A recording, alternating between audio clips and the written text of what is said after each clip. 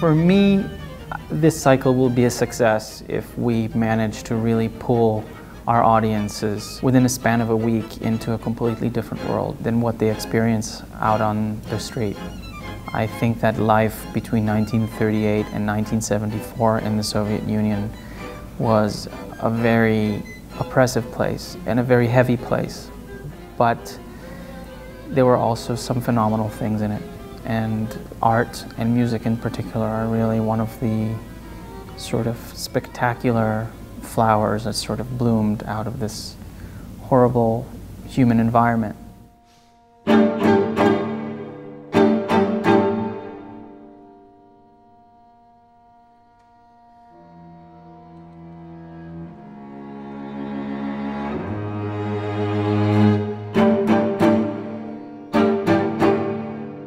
I think the Eighth Quartet is one of Shostakovich's most well-known quartets, if not the most well-known quartet. It kind of hits home for us because we are Jewish and we have sort of a history with, you know, the concept of victims of fascism, something that we have kind of inherent in our history as Jewish people.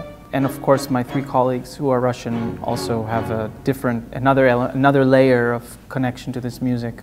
Stalin was also a dictator, and there was a certain, it's a different ideology between communism and fascism, but I'm sure that the ruling people who approved this piece thought he was writing a piece to commemorate the victims of Germany and the victims of German acts. But I'm sure that he intended it to be sort of a requiem for people who died under the autocratic and cruel rule of Stalin.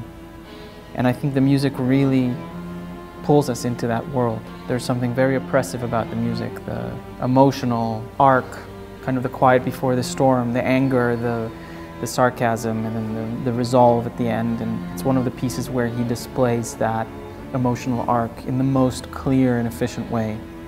And it's the one that the audience reacts to the most.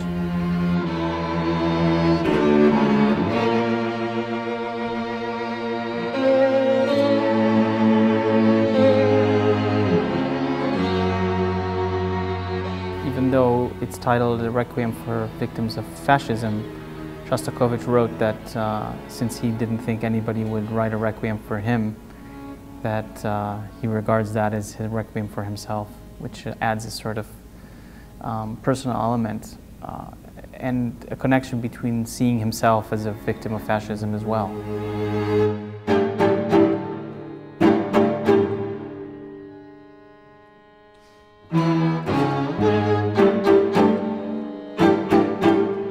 That's the beauty of this music, is that it really invites one to sort of look deeper, and the level of depth that one can delve into the music is quite, I would say it's infinite.